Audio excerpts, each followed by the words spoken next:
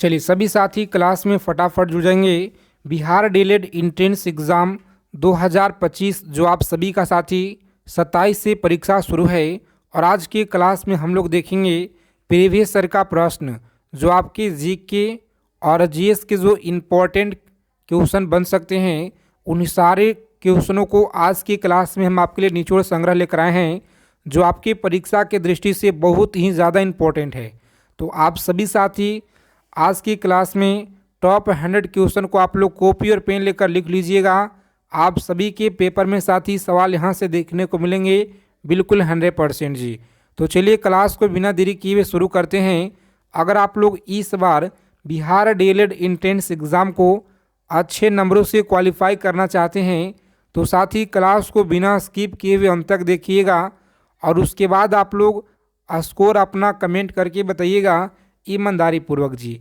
ठीक है, तो चलिए क्लास शुरू करते हैं। सभी साथी फटाफट चैनल को सब्सक्राइब कर लीजिएगा और बगल में एक बेल आइकन प्रेस करके ऑल पे ज़रूर आप लोग सेव कर लेंगे जी। देखिए यहाँ पे पहला नंबर सवाल पूछा गया है कि भारत में कौन सा मिट्टी सर्वाधिक है, बताएंगे। मोस्ट इम्पॉर्टेंट क्वेश्चन है परीक्षा की दृष्टि से, तो आप सभी लोग अच्छे से याद रखिएगा। जो भारत में सबसे ज़्यादा सर्वाधिक मिट्टी है, ऑप्शन नंबर ए आप लोग बता रहे हैं, यहाँ पे बिल्कुल सही जवाब है जी। याद रखेंगे, ए ऑप्शन को लॉक करेंगे आप लोग और आगे बढ़ेंगे। चलिए सभी साथी इसी तरह से आंसर करेंगे। प्रत्येक सवाल का उत्तर कमेंट बॉक्स के माध्यम से बताते चलिए। हीराकुंड जल विद्युत परियोजना किस नदी पर स्थित है? हीराकुंड जल विद्युत परियोजना किस नदी पे है? चंबल पे है, गंडक नदी, महानदी, सोनभद्र है। तो याद रखिएगा महानदी। कौन सा? महानदी आप लोग याद रखेंगे। सी ऑप्शन हमारा सही आंसर है। आगे चलने से पहले सभी साथी क्लास को लाइक कर दीजिए फटाफट से। सभी साथी क्लास को लाइक कर देंगे जी और अपने फ्रेंड्स के पास आप लोग शेयर कर दीजिए। क्लास आपका रोजाना शाम को 7 PM पे और 8 PM रोज़ाना आप लोगों को यह क्लास कंटिन्यू अब दिया जा रहा है। तो रोज़ाना आप लोग क्लास में जुड़िए। अगर आपको इस बार एग्ज़ाम को अच्छे नंबरों से क्वालिफाई करना है तो निम्नलिखित में से मध्य प्रदेश का कौन सा शहर सिपहा नदी के तट पर बसा हुआ है? बताइए आप लोग, सिपहा नदी के तट पर कौन सा बसा हुआ है? तो आप सभी लोग अच्छे से याद रखेंगे। यहाँ पे उज्जैन शहर। कौन सा? उज्जैन शहर आप लोग याद रखेंगे। चलिए देखेंगे यहाँ पे अगला क्वेश्चन पूछा गया है आपके एग्जाम में। मणिकर्ण गर्म जल स्रोत किस राज्य में है? मणिकर्ण गर्म जल स्रोत जो है उत्तराखंड में है, हिमाचल प्रदेश में, जम्मू कश्मीर या गुजरात में है? तो यहाँ पे आपका सही आंसर है साथी हिमाचल प्रदेश। याद रखिएगा हिमाचल प्रदेश में है। आगे देखेंगे अगला क्वेश्चन पूछा गया आपके एग्जाम में। सभी को अच्छे से याद रखना है कि हरित क्रांति का पिता किसे कहा जाता है? बताइए, हरित क्रांति का पिता किसे कहा जाता है? तो याद रखेंगे Norman Borlaug. Option number B option हमारा सही आंसर है जी। तो अच्छे से आप लोग याद रखिएगा यहाँ पे। आगे देखेंगे अगला प्रश्न पूछा गया आपकी परीक्षा में। सभी को अच्छे से याद रखना है और सभी साथी चैनल को सब्सक्राइब कर लीजिएगा जरूर। क्षेत्रफल के मामले में निम्नलिखित में से कौन सा देश भारत में बड़ा नहीं है? बताइए कौन सा देश है जो भारत से बड़ा नहीं है? तो इंडोनेशिया आप लोग याद रखिएगा। यहाँ पे डी ऑप्शन हमारा सही आंसर है जी, इंडोनेशिया। आगे देखेंगे क्लास के PDF के लिए टेलीग्राम चैनल और व्हाट्सएप चैनल को आप लोग ज्वाइन कीजिए। लिंक आपको डिस्क्रिप्शन में हम प्रोवाइड करा देंगे। निम्नलिखित में से भारत में ही उत्पन्न होने वाली सबसे लंबी नदी कौन सी है? बताइए निम्नलिखित में से उत्पन्न होने वाली सबसे लंबी नदी कौन सी है? तो यह गंगा नदी है। कौन सा? गंगा नदी आप लोग याद रखेंगे जिसका लंबाई 2525 किलोमीटर पूरे भारत में आप लोग याद रखिएगा जी। आगे देखेंगे अगला क्वेश्चन है, सभी को अच्छे से याद रखना पे कि भारत के संविधान का 73वां जो संशोधन है यह किससे संबंधित है? भारत के संविधान का 73वां संशोधन संबंधित है पंचायती राज्य से। और पंचायती राज्य का जो प्रारंभ है सबसे पहले राजस्थान के नागौर से शुरू हुआ है। अगला क्वेश्चन है कि नागरिकता अधिनियम कब लागू हुआ? बताएंगे नागरिकता अधिनियम कब लागू हुआ? तो सही आंसर याद रखेंगे 1955 में। कब हुआ जी? 1955 में। आगे देखेंगे साथी, अगला प्रश्न पूछा गया है कि राष्ट्रीय एकता परिषद की जो स्थापना है यह कब की गई थी? बताएंगे। राष्ट्रीय एकता परिषद की जो स्थापना है यह कब किया गया? तो 1961 में। आप लोग याद रखिएगा, यहाँ पे सही आंसर है जी। आगे देखेंगे, अगला प्रश्न पूछा गया है, सभी को बताना है राइट आंसर क्या होगा यहाँ पे। चलिए बताइए आप लोग। प्रत्येक सवाल का आंसर आपको बताने के लिए मात्र 5 सेकेंड का वक्त दिया जाएगा और इसके बाद हम आपको आंसर बता देंगे। निम्नलिखित में से किस राष्ट्रपति का कार्यकाल सबसे कम था? बताएंगे सबसे कम था। सही आंसर क्या रहेगा? तो बी ऑप्शन को आप लोग लॉक करेंगे, जाकिर हुसैन। आप लोग याद रखिएगा। चलिए सभी साथी फटाफट यहाँ पे बताइए आप लोग। 12 नंबर क्वेश्चन है कि राजतरंगिणी में किस इतिहास का वर्णन किया गया है? राजतरंगिणी में किस इतिहास का वर्णन किया गया है? तो ए ऑप्शन को लॉक करेंगे आप लोग और आगे बढ़ेंगे जी। कौन सा है?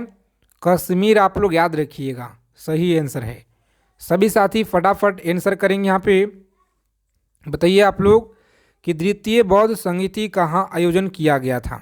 द्वितीय बौद्ध संगीति का जो आयोजन है यह कहाँ किया गया था? तो सी ऑप्शन को लॉक करेंगे और आगे बढ़ेंगे जी। वैशाली। आप लोग याद रखिएगा।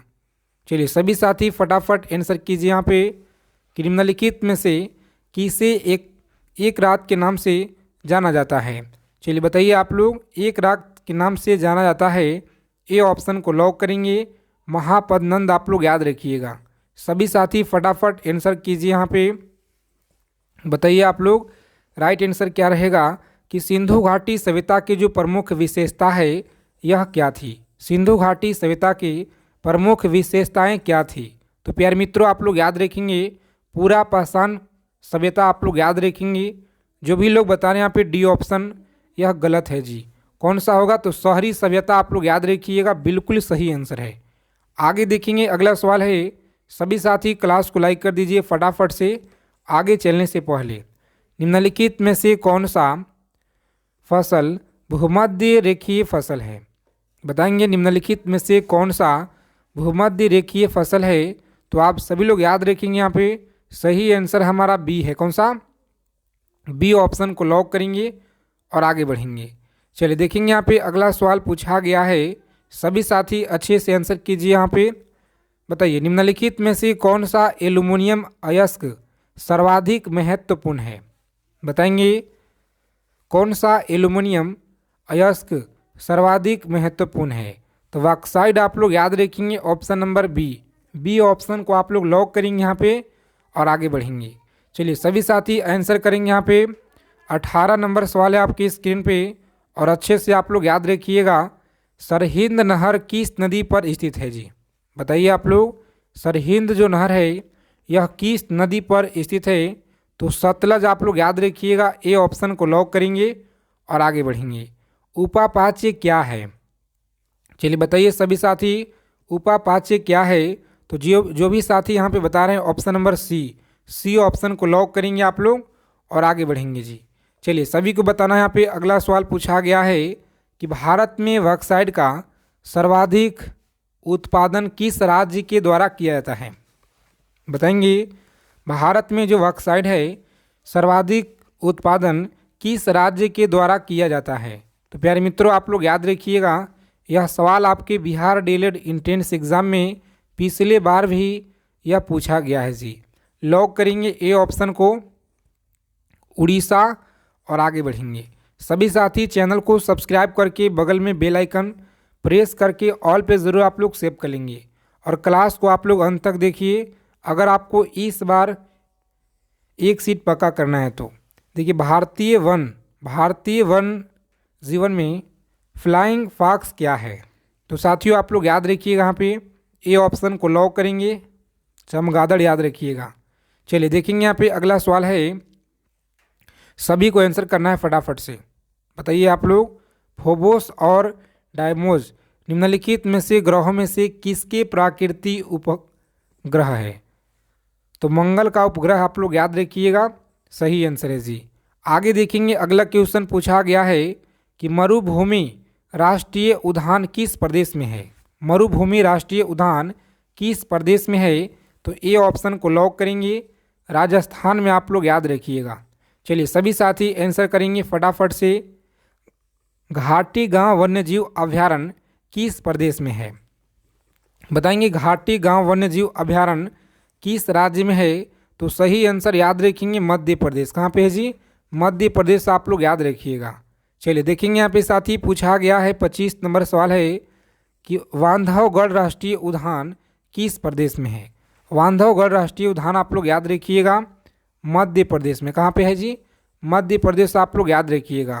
प्रोजेक्ट एलिफेंट की जो शुरुआत है यह कब किया गया, बताइए आप लोग। प्रोजेक्ट एलिफेंट की जो शुरुआत है यह कब किया गया, तो प्यारे साथियों ऑप्शन नंबर बी 1992 आप लोग याद रखिएगा जी। भारत की पहली यूरेनियम खान यह कहाँ पे है, बताइए आप लोग। भारत की जो पहली यूरेनियम खान है यह कहाँ पे है, तो साथियों लॉक करेंगे ए ऑप्शन को, जादूगोड़ा आप लोग याद रखिएगा। चलिए सभी साथी बताइए यहाँ पे, बताएंगे कि निम्नलिखित में से कौन सा दिन अरब सागर में नहीं गिरता है। कौन सा नदी अरब सागर में नहीं गिरता है, तो यह कौन सा है जी, तुंगभद्रा आप लोग याद रखिएगा। ए ऑप्शन को लॉक करेंगे साथियों, आगे बढ़ेंगे। चलिए सभी साथी फटाफट आंसर करेंगे यहाँ पे। बहुत ही महत्वपूर्ण सवाल है आपके परीक्षा के दृष्टि से कि 2011 की जनगणना के अनुसार पहले भारत में सर्वाधिक लिंगानुपात कब जो है यह रिकॉर्ड किया गया था, बताएंगे कब रिकॉर्ड किया गया, तो जनगणना 1961 आप लोग याद रखिएगा जी। कब किया गया, जनगणना 1961 आप लोग याद रखेंगे, यहाँ पे सही आंसर है। चलिए सभी साथी फटाफट आंसर करेंगे यहाँ पे। 30 नंबर सवाल है आपकी स्क्रीन पे, बताइए आइंस्टीन को नोबेल पुरस्कार के लिए मिला, याद रखेंगे आप लोग ऑप्शन नंबर बी ऑप्शन को लॉक करेंगे जी, आगे बढ़ेंगे। चलिए सभी साथी आंसर कीजिए यहाँ पे, सही आंसर क्या रहेगा। 31 नंबर सवाल है आपकी स्क्रीन पे, और अच्छे से आप लोग याद रखिएगा। यदि किसी गतिमान वस्तु का जो वेग है 1.5 गुना बढ़ा दिया जाता है तो उसका गतिज ऊर्जा क्या होगा, तो याद रखिएगा उसका जो गतिज ऊर्जा है साथी 2.25 गुना हो जाएगा। कितना, 2.25 गुना आप लोग याद रखिएगा, सही आंसर है जी। आगे देखेंगे 32 नंबर सवाल है आपकी स्क्रीन पे। भीषण सर्दी में ठंडे देशों में पानी की जो पाइपें फट जाती है यह क्या कहलाती है, तो प्यारे साथियों आप लोग याद रखेंगे, ए ऑप्शन को लॉक करेंगे आप लोग और आगे बढ़ेंगे जी। चलिए सभी को आंसर करना है यहाँ पे। किसी द्रव के पृष्ठ तनाव का जो कारण है यह क्या कहलाता है, तो अणुओं के मध्य संसर्जक बल कहलाता है। बी ऑप्शन को लॉक करेंगे आप लोग और आगे बढ़ेंगे। चलिए सभी साथी यहाँ पे बताएंगे 34 नंबर सवाल है आपकी स्क्रीन पे कि निम्नलिखित में से कौन सा रंग जो है सम्मिश्रण दिन और रात के समय सर्वाधिक सुविधाजनक होता है, सुविधाजनक होता है, बताएंगे आप लोग सही आंसर क्या रहेगा, तो हमारा डी ऑप्शन सही आंसर है। कौन सा, डी ऑप्शन को लॉक करेंगे और आगे बढ़ेंगे। चलिए देखिए यहाँ पे पूछा गया है कि सूर्य की जो ऊष्मा है पृथ्वी पर कैसे पहुँचती है। सूर्य की ऊष्मा पृथ्वी पर कैसे पहुँचती है, सभी लोग याद रखेंगे विकिरण के द्वारा आप लोग याद रखिएगा, विकिरण के द्वारा आप लोग याद रखेंगे। 36 नंबर सवाल देखेंगे आप लोग याद रखिएगा अच्छे से। ध्वनि ऊर्जा को विद्युत ऊर्जा में परिवर्तित करने वाले यंत्र का क्या नाम है जी, तो याद रखेंगे सी ऑप्शन माइक्रोफोन आप लोग याद रखिएगा। चलिए सभी साथी आंसर करेंगे फटाफट से यहाँ पे। 37 नंबर सवाल है कि वायु की सापेक्ष आर्द्रता का जो मापन है एवं रिकॉर्ड करने वाला उपकरण कौन सा है, तो हमारा बी ऑप्शन है। कौन सा, हाइग्रोमीटर आप लोग याद रखिएगा। चलिए सभी साथी फटाफट यहाँ पे आंसर करेंगे कि चावल पकाना कठिन होता है, तो याद रखेंगे चावल पकाना कठिन होता है पर्वत के शिखर पे, पर्वत के शिखर पर आप लोग याद रखिएगा, ए ऑप्शन रहेगा राइट आंसर। आगे देखेंगे अगला क्वेश्चन है कि निम्नलिखित में से कौन जो है पृष्ठ तनाव का परिणाम होता है। तो आप सभी लोग अच्छे से याद रखिएगा, यहाँ पे सही आंसर क्या रहेगा। सी ऑप्शन को लॉक करेंगे आप लोग और आगे बढ़ेंगे। कोशिका क्रिया आप लोग याद रखिएगा जी। चलिए सभी साथी बताएंगे यहाँ पे घड़ी के स्प्रिंग में भंडारित ऊर्जा क्या होता है। तो रासायनिक ऊर्जा, यहाँ पे जो भी साथी बता रहे हैं गलत है, स्थित ऊर्जा आप लोग याद रखिएगा। बी ऑप्शन को लॉक करेंगे। चलिए देखेंगे अगला प्रश्न, यहाँ पे याद रखिएगा जी, एंजाइम मूल रूप से क्या होता है। याद रखेंगे सी ऑप्शन रहेगा राइट आंसर, प्रोटीन आप लोग याद रखिएगा। चलिए देखेंगे अगला क्वेश्चन पूछा गया आपके परीक्षा में, बताइएगा शीतकाल की तुलना में ग्रीष्मकाल में अधिक मछलियाँ मरती है। सही आंसर है साथी सी ऑप्शन। चलिए आगे देखेंगे अगला प्रश्न पूछा गया है कि निम्नलिखित में से किस वर्ग के जीव जल्दी प्रजनन करते हैं। तो सही आंसर है ऑप्शन नंबर सी, बैक्टीरिया आप लोग याद रखिएगा।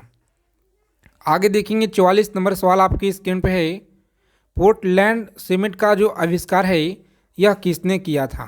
तो साथियों याद रखेंगे सी ऑप्शन को लॉक करेंगे और आगे बढ़ेंगे। चलिए देखिए यहाँ पे 45 नंबर सवाल आपकी स्क्रीन पे है, 1857 के विद्रोह के समय भारत का गवर्नर जनरल कौन था। तो याद रखेंगे भारत का गवर्नर जनरल था लॉर्ड कैनिंग, आप लोग याद रखेंगे सी ऑप्शन। आगे देखेंगे पूछा गया सवाल आपके परीक्षा में, सबसे पहले गृह गति नियम का निरूपण किसने किया था। तो याद रखेंगे आप लोग सही आंसर है बी ऑप्शन को लॉक करेंगे आप लोग और आगे बढ़ेंगे जी। बी ऑप्शन हमारा सही आंसर है। किस प्रदेश में ब्रिटिश के विरोध बिरसा मुंडा का संचालन हो रहा था। तो इस प्रश्न का आंसर आप लोग कमेंट करके बताइएगा, देखते हैं कितने लोग सही जवाब दे पाते हैं। तो अगर आप लोगों को क्लास और क्वेश्चन अच्छे लगे, क्लास को लाइक करेंगे, चैनल को जरूर आप लोग सब्सक्राइब कर लेंगे साथी।